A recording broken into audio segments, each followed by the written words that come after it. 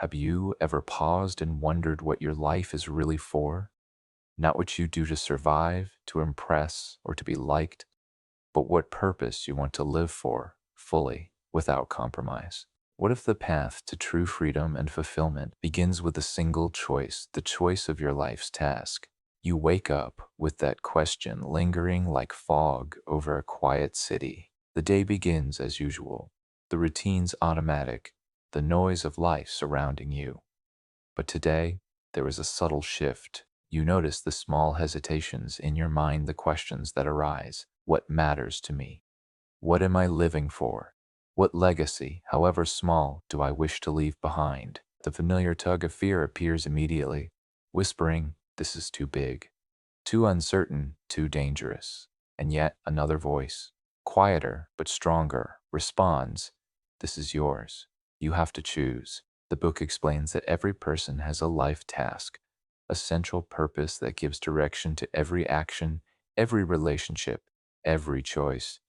It is not defined by wealth, fame, or recognition. It is defined by contribution, by courage, by the decision to live intentionally. And suddenly, the question of approval fades. The eyes of others no longer loom over you. The moment is yours to claim. You begin to look at your daily life with new eyes. The obligations, the routines, the endless striving for recognition, all these habits start to feel like distractions. You see how much energy you have spent pleasing others, avoiding conflict, or hiding parts of yourself. You recognize that in doing so, you have neglected the one task that truly belongs to you, shaping a life that aligns with your values, your passions, your truth. The book introduces the concept with clarity and a touch of challenge. Life is a series of tasks, but one task defines you. This is not a goal in the conventional sense. It is not about achievement or comparison. It is about contribution. It is about taking responsibility for your existence, not as a reaction to fear, but as an expression of courage. The idea feels liberating, yet terrifying, because you realize that choosing your life's task means confronting every excuse you have ever told yourself. You recall moments when you allowed fear to decide for you, when comfort was mistaken for wisdom, when approval was mistaken for value. Each memory surfaces, sharp and vivid, and you feel the old tension rise. But the book reminds you that growth requires discomfort, that courage is always measured by the fear you act through, not the absence of it. You begin experimenting. You imagine different life tasks, each possibility a spark in the dark. What if you focused on creating rather than impressing? What if you prioritized service over validation? What if your measure of success was not recognition, but integrity, contribution, and presence? Each scenario sends a shiver through you. Each is thrilling and terrifying because none of them guarantee comfort, approval, or safety. And yet, for the first time, they feel real, achievable, yours to claim.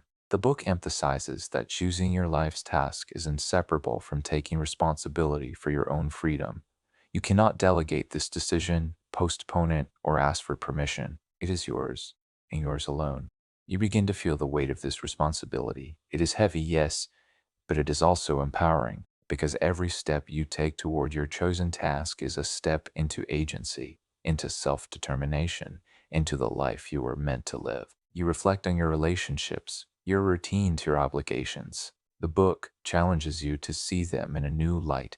Every relationship, every action, every commitment is either a support of your life task or a distraction from it. You notice how often you've let others' expectations shape your choices, how often you've acted out of fear, obligation, or desire for approval. And now you see the subtle, almost invisible ways you have abandoned yourself. Yet in this recognition, there is hope. You realize that choosing your life's task is not about perfection. It is about direction. It is about prioritizing what matters most, even if fear, doubt, and uncertainty accompany every step. The book encourages this courageous stance to live freely. You must act as the subject of your own life, not the object of others' judgments. You feel the truth of these words in your chest. They resonate like a bell, ringing through every corner of your mind that has grown accustomed to hesitation. You begin to envision the practical steps. You write down possibilities. You make choices in small, deliberate ways. You decline what distracts. You commit to what matters. You feel the first stirrings of alignment, like the quiet hum of a river finding its course after being blocked for too long. Each small decision feels like reclaiming a fragment of power you had long surrendered. And yet, fear persists. The mind asks, what if I fail? What if I'm misunderstood? What if people reject me?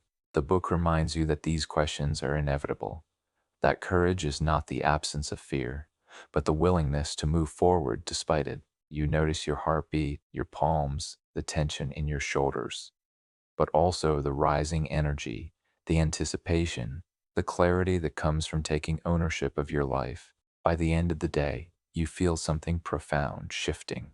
The fog of distraction and approval seeking lifts slightly. You see a path forming, imperfect, uncertain, but yours. The book teaches that your life's task is not a distant goal.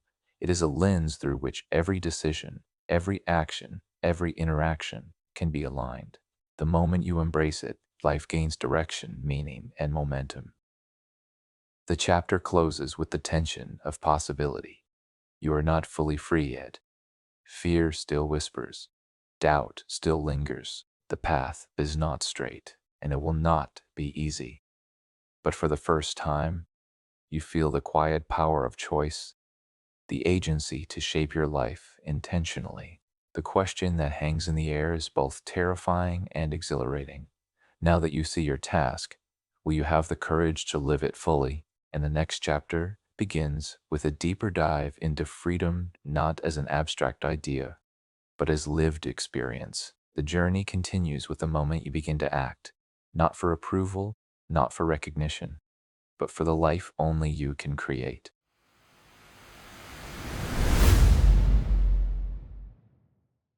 Have you ever noticed how much of your life is dictated by invisible eyes judging, evaluating, measuring, waiting for you to falter? What if the chains you feel are not reality, but the fear of someone else's perception? What if liberation begins the moment you stop caring what others think and let them judge? You wake up with the usual whisper in your mind. They will notice. They will disapprove. They will think less of you. The voice is familiar, comforting in its constancy, like a shadow that has always followed you. It tells you to hide, to minimize, to shrink. And yet, today, something is different. You remember the lessons of previous chapters, the courage to be disliked, the life task you chose, the power you've reclaimed. And now, the voice feels like a challenge. Are you ready to act anyway? The book presents a radical idea. The moment you allow others' judgment to dictate your actions, you hand them power over your life. You realize with a sudden shock how much energy you've spent performing, explaining, accommodating, and anticipating reactions. Every hesitation, every compromise, every silenced thought has roots in this desire to be accepted. And yet, none of it was necessary. None of it guaranteed safety or love. You begin to visualize the first step, speaking your truth at work, even if it risks disapproval, expressing an opinion at home, even if it challenges a long-held family expectation, choosing a path in life, even if it diverges from what others expect. Your body tightens with the familiar surge of fear. Your mind shouts reasons to stop, and yet, deep in your chest, a spark of excitement rises, the thrill of freedom tempered by courage. The book emphasizes a truth that feels almost dangerous. Being judged is inevitable. You cannot escape it, and trying to do so only enslaves you further. People will misinterpret, criticize, and disapprove always. Your power does not lie in avoiding judgment, but in continuing to act in alignment with your values despite it. It is a subtle, powerful shift. Judgment is no longer a threat, but a neutral fact of life. You think of countless moments where fear of judgment paralyzed you, times when you stayed silent in meetings, times when you avoided asking for what you needed, times when you followed the crowd. Even when your instincts screamed otherwise, you feel a mix of regret and clarity. The regret is heavy, but the clarity is liberating. Fear of judgment is an illusion of power. Only you have the authority to give it meaning. You test this concept in small ways. You share a controversial idea in a discussion. You wear something that feels authentic but unconventional. You voice an opinion that you might have hidden before, and immediately the familiar surge of doubt hits. They will judge. They will misunderstand. They will reject. But instead of shrinking, you breathe. You notice the discomfort without surrendering to it. You continue. You act. And something extraordinary happens. The world does not end. The judgment passes. Life continues. And you are still standing, unchanged at your core. The book stresses the importance of task separation in this context. You are responsible for your actions, not for how others perceive them. You cannot control the gaze of the world, but you can control your stance within it. And as you internalize this, a subtle but profound freedom begins to emerge. Fear loses its grip, doubt loses its weight. The judgments of others become noise, not chains. You reflect on your relationships, your workplace, your social circles. You see how many moments of restraint, of quiet compliance were rooted in fear of being judged. And now you feel the exhilaration of reversing it, choosing action, choosing truth, choosing alignment, and letting judgment follow its natural course. The power shift is electric. For the first time, you feel that your life is your own, not a performance for others' eyes. You remember a line from the book that resonates in your bones. Happiness lies in being disliked by the right people, not in being liked by everyone. The words sting because they challenge everything you've learned about safety, belonging, and love. And yet, they feel liberating because they give you permission to prioritize your own life over the endless theater of approval. The tension is palpable. You know that in practice, this will not be easy.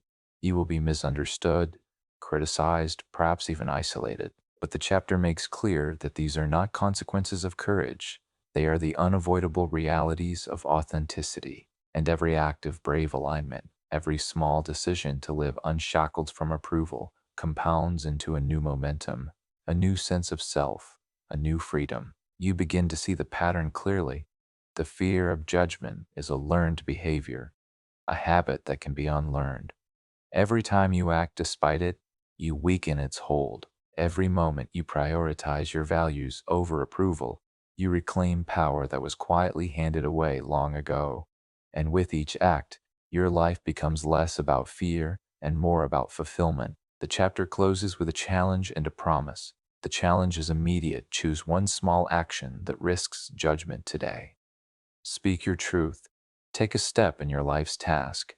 Align your actions with your values. Feel the fear. Notice the judgment. And proceed anyway. The promise is eternal. The more you let them judge, the less power judgment holds over you. The more you act from courage, the more authentic your life becomes. And in that space of fearless alignment, true freedom waits. And the next chapter begins at that edge where judgment meets action, where fear meets courage, and where the first real taste of liberation becomes tangible. The question lingers: will you finally step forward, fully and unapologetically?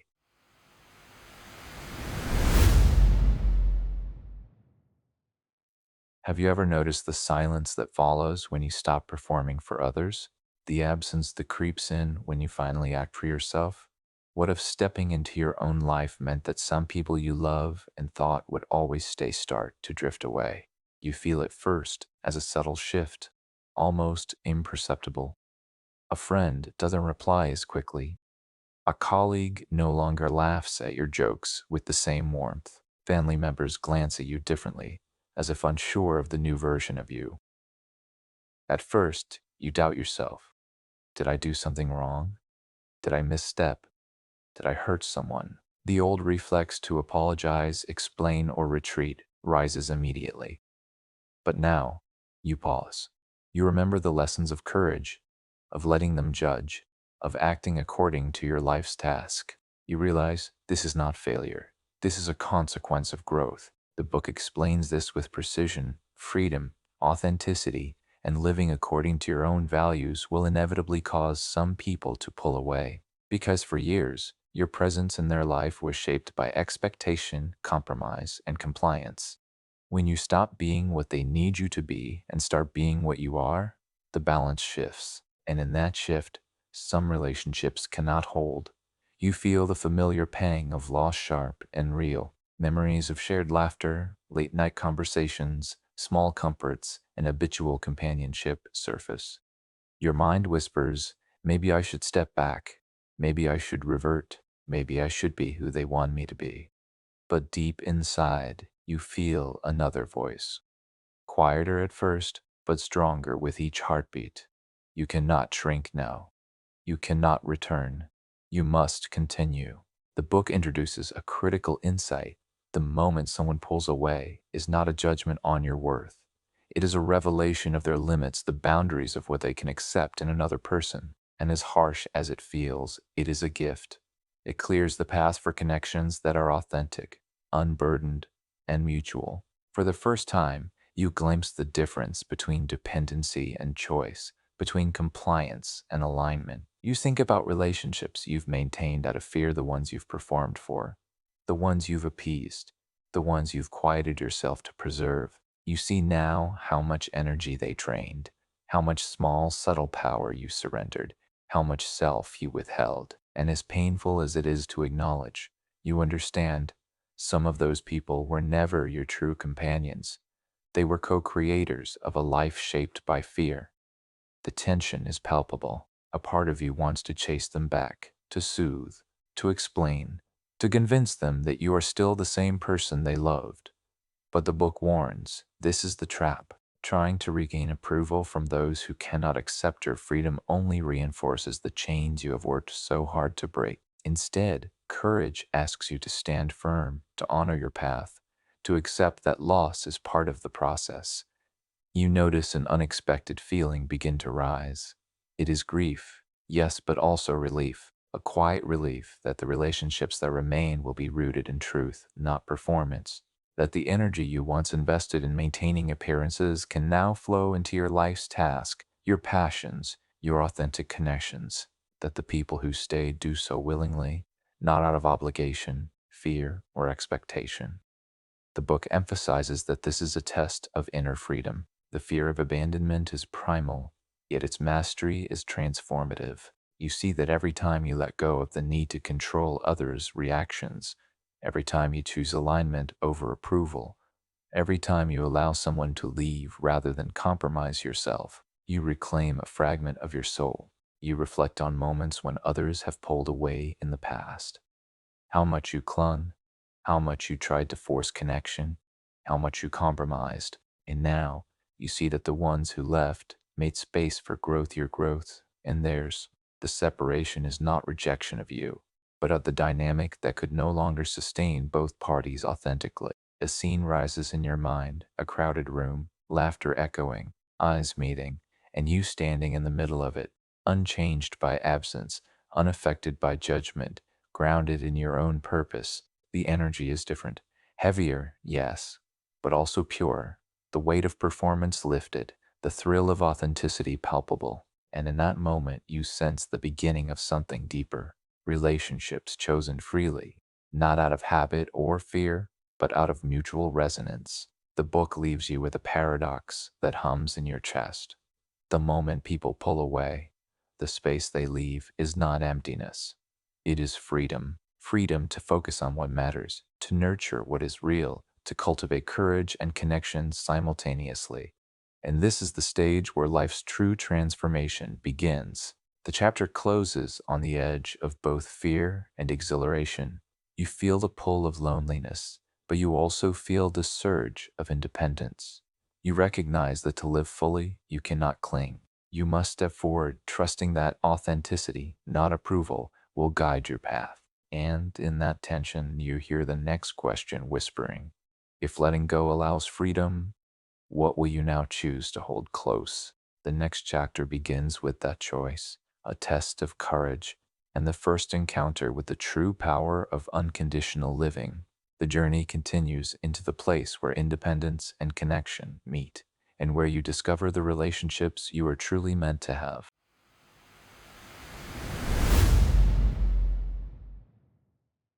Have you noticed the silence that comes after breaking free? The strange emptiness when you stop performing, stop pleasing, Stop bending yourself to fit someone else's expectation. Freedom is intoxicating, yes, but at first, it feels painfully lonely. You wake up and, for a moment, everything feels different. The usual noise of life, the endless scrolling, the chatter of colleagues, the hum of social obligations continues, but it no longer controls you. The familiar, comforting chains of approval are gone, and with their absence comes a quiet you haven't felt in years, maybe ever, a void where the familiar scripts once lived. You look around and notice the subtle shift. People react differently now. Some distance themselves, some glance at you with suspicion, some, perhaps, look at you as if you are suddenly unfamiliar. And in that space, you feel it. Loneliness. The book frames it clearly. Liberation always comes with an initial sense of isolation. The moment you stop living to meet expectations, you step out of the crowd, and the crowd, by habit, may pull back. The applause stops. The familiar affirmations fade. You are left with yourself, unshielded, unmediated, raw. At first, it is uncomfortable, even frightening. You want to retreat, to find the comfort of validation once more. But this is the crucible of transformation. This is where courage is tested. You recall moments in your past when freedom felt dangerous, a time you voiced a truth and faced silence, a moment you chose a path that felt right, only to be misunderstood. At the time, you softened your stance, compromised your desires, returned to familiarity. But now, standing in this new space, you see it differently. You are not surrendering to fear. You are allowing it to exist and moving forward anyway. The book introduces the paradox of freedom. It is both liberating and isolating. When you act from authenticity, the temporary loneliness is the price of alignment. It is the echo of the life you were never allowed to fully live. And paradoxically, it is also a signal that you are shedding what was never truly yours: expectations, judgments, and approval that were borrowed from others. You step outside, alone. The air feels sharper, the world more vivid. You notice details you never saw before: the light striking the pavement, the hum of distant traffic, the rhythm of your own breathing. For the first time in years, your choices belong entirely to you. The freedom feels fragile and precious, like holding a newborn flame in your palm. You are aware that it could be extinguished if you return to old habits, if you seek the comfort of approval once more. You remember a line from the book: "You are not free when you live to be liked. You are free when you live as yourself." Its resonance hits you deep. All the tension, all the compromises, all the small betrayals of self, the moments when you let fear dictate your behavior, were the opposite of freedom. And now, the loneliness is proof that you are doing something real, something courageous. The book guides you further. The loneliness is temporary, but necessary. It is the space where self-trust grows, where clarity emerges, and where you finally meet yourself. You realize that people who are meant to remain in your life will adapt, connect, and resonate with your new stance. Those who cannot will drift, and that is not a failure. It is liberation for both sides. You think about your relationships in a new light. Every interaction now becomes a choice. Every connection a reflection, not of necessity, but of mutual resonance. And for the first time, you notice who stays, not because they need you to be a version of yourself they like, but because they accept the truth of who you are. The book emphasizes this: freedom does not mean isolation.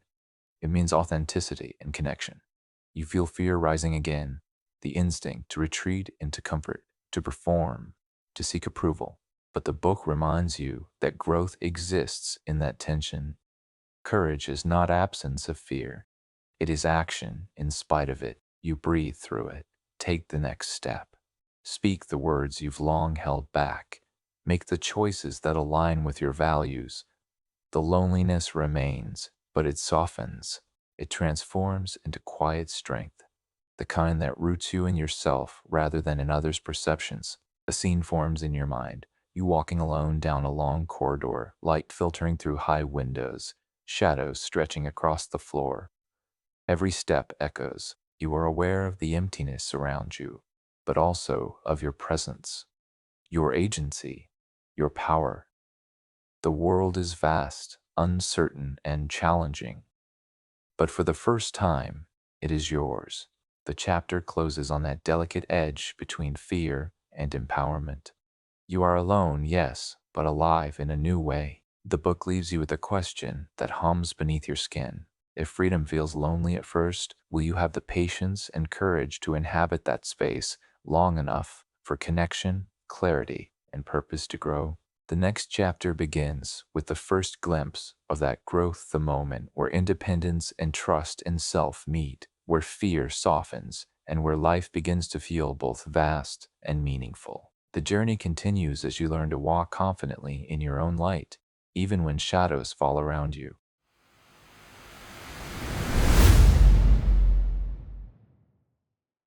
Have you ever felt the weight of hierarchy pressing on every interaction? The subtle tension that comes from comparing yourself, measuring worth, and fearing judgment? What if the secret to true connection, freedom, and fulfillment lies not in climbing or impressing, but in leveling, meeting others as equals, side by side, in what the book calls horizontal relationships? You wake up to a day that feels ordinary, yet your perspective is anything but. Every conversation, every glance, every encounter carries echoes of old patterns: the need to dominate, the fear of being dominated, the constant calculation of who is above and who is below. You have been taught, subtly or overtly, that life is a ladder. Approval is earned, respect is granted, and value is determined by position. And in that system, every relationship carries tension, judgment, or compromise. The book confronts this head on: horizontal relationships, where equality is the default, not the exception, are the foundation of freedom. Here, no one is superior or inferior. Everyone is responsible for their own tasks, their own choices, and their own happiness. You feel a flicker of skepticism. Is this possible? In a world built on comparison and hierarchy, can you truly relate to others on equal footing? You recall the subtle moments of tension in your life: the colleague who constantly one-ups you, the friend who keeps score, the family member whose approval you chase. You feel the anxiety, the weariness, the quiet resentment, and now, for the first time, you begin to see the invisible cause. You have been trapped in vertical thinking, where every relationship is a contest, and every interaction is measured against expectation or status. The book teaches that in horizontal relationships, power dynamics dissolve. You are free to speak honestly, act courageously, and contribute without fear of judgment. Others are free to do the same. There is no need for manipulation, pretense, or performance. You notice a strange liberation just in imagining it: a world where connection is based on choice, not hierarchy, on respect, not approval, on equality, not comparison. You decide to test this in small ways. In a meeting, you share your ideas without preamble or apology, acknowledging that your thoughts are as valid as anyone else's. A friend offers advice without judgment, and you respond with openness instead of defensiveness. You notice the energy of the interactions shift: lighter, freer, honest. There is tension, yes, but it is not oppressive. It is alive, dynamic, human. The book emphasizes that horizontal relationships do not eliminate challenge, they transform it. Conflict becomes a negotiation between equals, not a battle for dominance. Disagreement is no longer a threat, but an opportunity for growth. You feel the first inklings of relief. You no longer need to manage impressions, predict reactions, or bend yourself to avoid judgment. The freedom is palpable, yet accompanied by a new responsibility: to act with integrity, empathy, and courage. You reflect on your past attempts at connection. How often did you compromise to fit someone else's hierarchy? How many conversations were dulled by fear of losing standing or approval? And yet, you see a path forward: interactions rooted in equality, not fear, relationships built on trust, not dependence, lives intertwined without losing individuality. A quiet scene forms in your mind. You sitting with a group of peers, ideas flowing freely, laughter genuine, silence comfortable. Everyone is present. No one dominates. No one fears judgment. You feel the unusual warmth of authenticity, the thrill of equality, the satisfaction of mutual respect.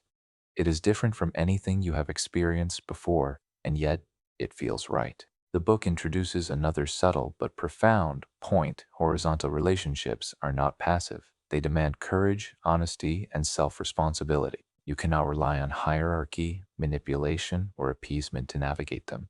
Every interaction is a choice.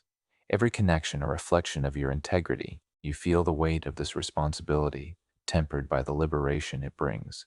As the day unfolds, you practice this quietly. You engage without expectation, respond without fear, and observe without judgment. You notice the subtle changes. People listen differently. Respect emerges naturally. Tension diminishes. The patterns of old power dynamics still linger, but you see them clearly now. And clarity, the book reminds you, is the first step toward mastery. You think of relationships you have feared losing because in the past you measured them in vertical terms: approval, status, need. Now, you imagine them in horizontal terms: trust, authenticity, choice. Some connections remain strong, some drift, and some you realize were never meant to endure in the absence of performance. The awareness stings, but it also strengthens you. Liberation has its price, and it is courage. The chapter closes with a quiet tension. You stand at the edge of a new relational paradigm. You have glimpsed freedom, equality, and authenticity. You have begun to step out of the old patterns of hierarchy and fear. Yet the journey is just beginning. True horizontal relationships, the book teaches, are forged in practice, in courage, and in relentless commitment to self-responsibility. And the next chapter begins with a deeper encounter with freedom, the kind that transforms not only your relationships, but the very way you inhabit the world. The journey continues as you learn to stand side by side with others, unshaken, unjudged, and fully alive.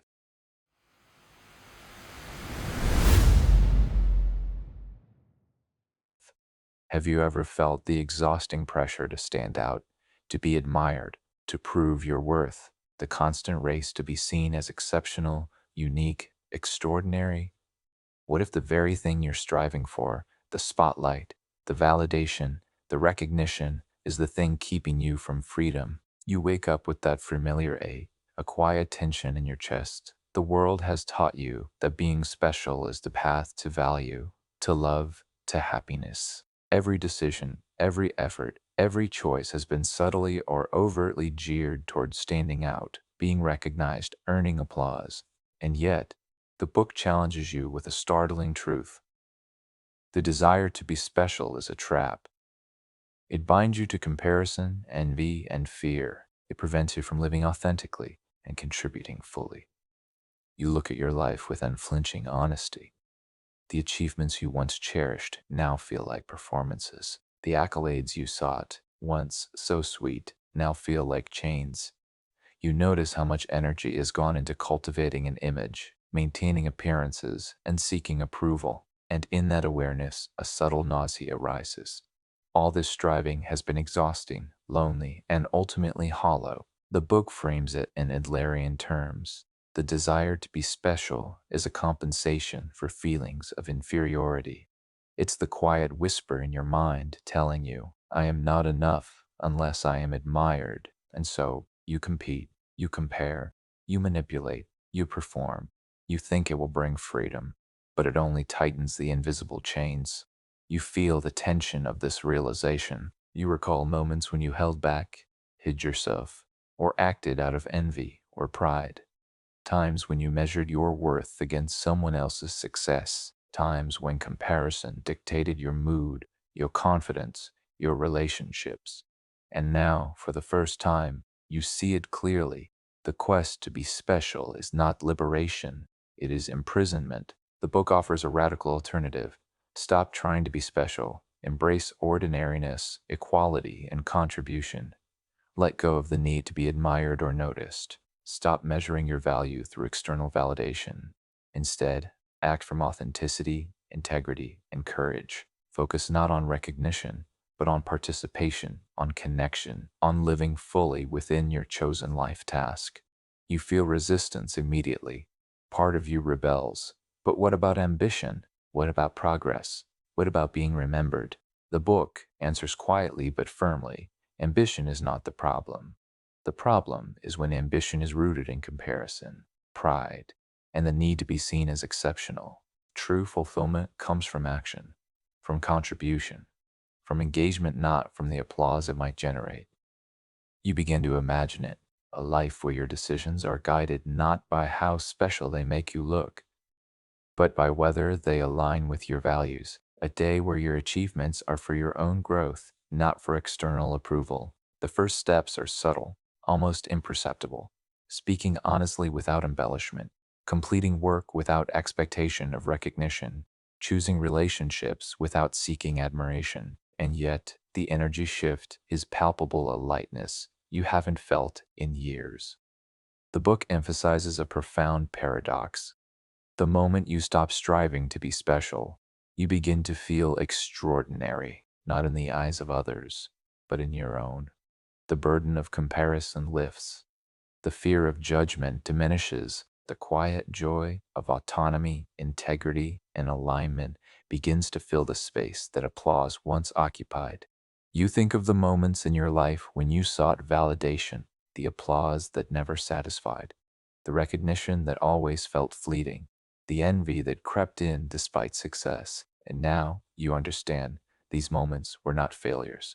They were lessons, nudging you toward a different way of living, a way that values participation over performance, authenticity over admiration, connection over competition. A scene forms in your mind, you working side by side with others, unremarkable, yet fully present. No one stands above, no one below, no one judging. The energy is quiet, alive, authentic. Every action matters, not because it elevates you, but because it contributes, because it fulfills a purpose. You feel a strange exhilaration, ordinary yet profound, small yet powerful. The chapter leaves you at the edge of transformation. The desire to be special is deeply ingrained, and letting it go will provoke discomfort, doubt, and resistance. Friends may not understand, family may challenge, the world may continue to reward spectacle, but the book reassures. The courage to stop trying to be special is the courage to live authentically, to act with integrity, and to find freedom in equality and contribution. The next chapter begins where this courage deepens, learning to engage fully with the world, not for approval or admiration, but from the quiet strength of being enough as you are. The journey continues into the space where ordinariness becomes extraordinary and freedom becomes tangible in every choice you make.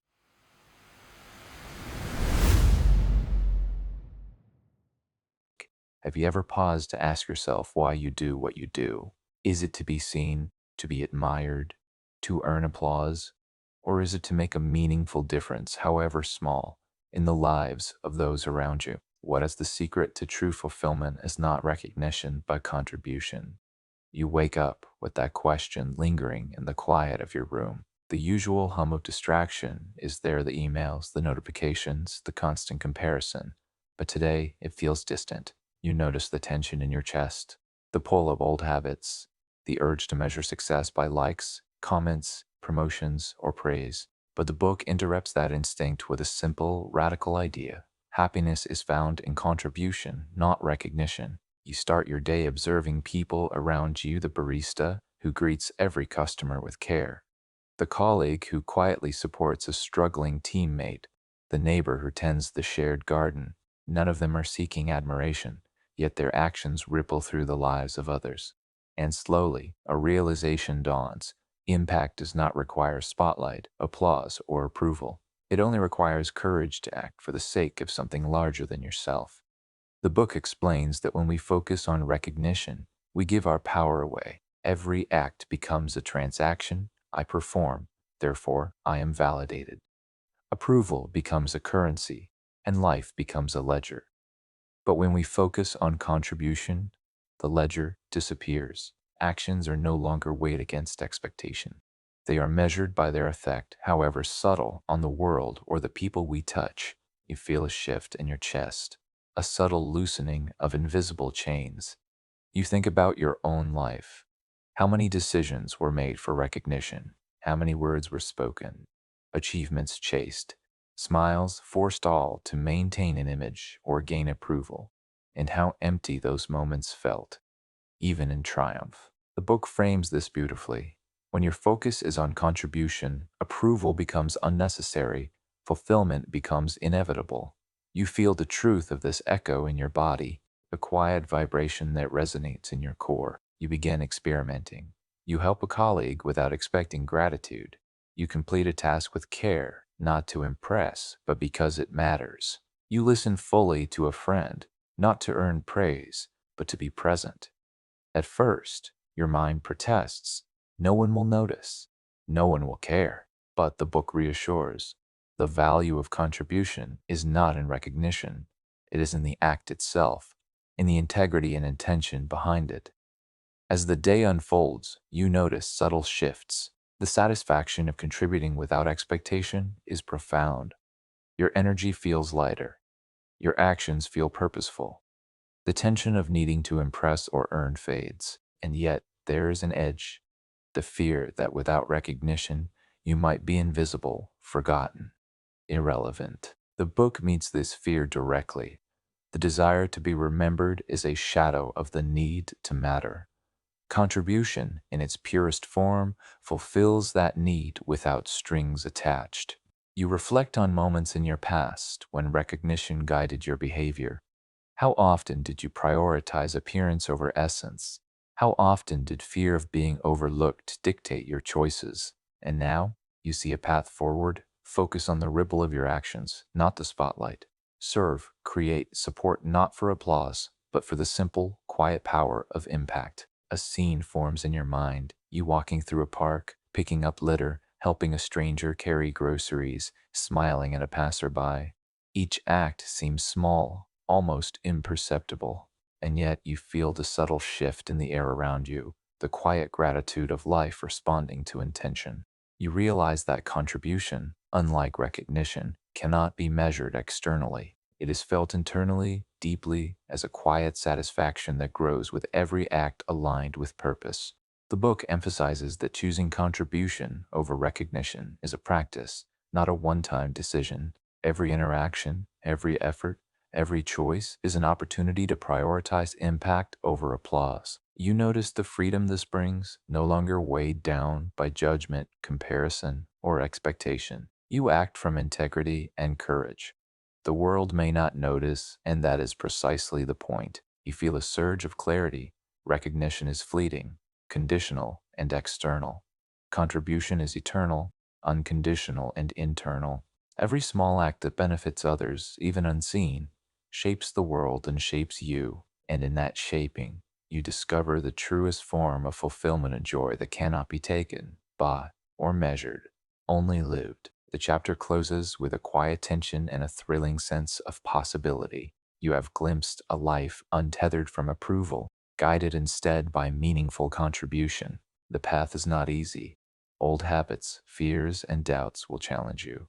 But the book leaves you with a question that hums beneath your skin.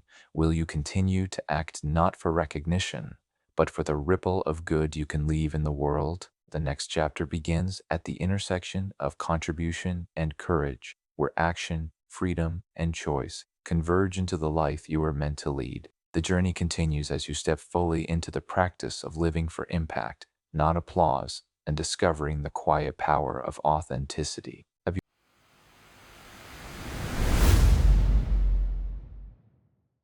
you ever paused and felt the quiet terror of uncertainty? The world seems safe when there are rules, expectations, and guarantees. But what happens when those supports disappear? What happens when the ground beneath your feet feels unstable and the future refuses to promise safety, success, or approval? What if the greatest freedom and the greatest growth lies precisely in living without guarantees? You wake up and notice the day stretching before you like an uncharted landscape. There is no map, no certainty, no external compass. Every decision feels weighty, every step deliberate. The familiar desire for reassurance, for validation, for confirmation of worth rises immediately. If I take this step, will it succeed? If I speak my truth, will I be accepted? If I follow my path, will it be enough? The old reflex urges caution, hesitation, retreat, and yet today you feel something stronger, the pull of courage. the quiet insistence that life cannot be lived from safety alone. The book presents this truth with a radical clarity. The pursuit of guarantees is the pursuit of fear. Every attempt to secure certainty is a retreat from life, a hand held back by invisible chains of worry. True freedom, happiness, and growth emerge only when you release the demand for guarantees and step forward regardless. You feel the weight of this in your chest, a mixture of fear and exhilaration. You remember the countless moments in your past where you sought security, waiting for the right moment to act, delaying a dream because the outcome wasn't assured, avoiding confrontation because you feared rejection. And as you examine these memories, a shocking realization arises. You have spent so much of your life waiting for approval, for recognition, for confirmation that you've almost missed living. Almost. The book emphasizes the liberating paradox. When you live without guarantees, the present moment becomes alive. You are no longer bound by what might happen. You are fully engaged in what is happening. Every action becomes deliberate, every choice meaningful, every encounter authentic. Fear is still present, but it is tempered by purpose and agency. You are no longer a prisoner of probability. You begin to experiment. You take a bold step, perhaps a conversation you've postponed, a choice in your career, a gesture of authenticity towards someone you care about. The familiar tremor of doubt rises instantly. Will it work? Will it succeed? Will they accept me? You breathe through it. You act anyway. And in that act, something extraordinary occurs, even if the outcome is uncertain, even if judgment is present. You feel alive in a way that predictability could never provide. The book introduces a striking idea. The only guarantees in life are the ones you create within yourself. Your courage, your integrity, your commitment to action. These are the constants amidst chaos, the anchors in the storm. And for the first time, you sense how much power has been lying dormant inside you, waiting for the moment you would choose agency over reassurance. You reflect on your relationships, your career, your life choices. How often have you hesitated, compromised, or retreated because the outcome wasn't guaranteed? And how much more vibrant, meaningful, and authentic might life be if you act without the safety net of certainty? The tension is intense fear and freedom entwined, but it hums with possibility. A scene forms in your mind, standing at the edge of a cliff, wind whipping your face, heart racing, uncertain of what lies below. You could retreat, you could cling to the familiar, or you could leap, trusting yourself, trusting the process, trusting that courage matters more than certainty. The book's words echo, happiness is found not in securing guarantees, but in stepping forward despite them. You take small, deliberate actions each day. You choose projects without knowing the outcome, speak your truth without expecting agreement, make decisions without assurance. Each time, the tremor of fear is present, but it diminishes slightly. You notice a strange exhilaration. Life is no longer predictable, but it is profoundly alive. You feel your capacity for resilience, your sense of agency, your confidence in navigating uncertainty growing with each choice. The book stresses that living without guarantees is not reckless, it is intentional. It requires awareness, courage, and reflection. You do not abandon responsibility or thought. You abandon the illusion that life can be fully controlled. And in that space, freedom emerges, breathtaking and raw. You begin to trust yourself more deeply than you have ever trusted external structures or opinions. By the end of the day, you feel the quiet but profound shift. Fear has not vanished, but it no longer dictates your choices. Uncertainty has not disappeared, but it now hums with possibility instead of dread. You realize that living without guarantees is not a threat. It is the arena of authentic life, the crucible in which courage, freedom, and fulfillment are forged. The chapter closes with a deliberate tension. The path forward is uncertain, and yet it is alive with potential. You have glimpsed the edge where fear meets courage, hesitation meets action, and doubt meets determination. And the book leaves you with a lingering question that will drive the next stage of your transformation. If guarantees cannot guide you, will you trust yourself enough to act anyway? The next chapter begins at that edge where courage becomes habitual, where fear becomes fuel, and where life fully lived without guarantees, begins to unfold. The journey continues as you step into uncertainty, not as a victim, but as a master of your own courage and choice.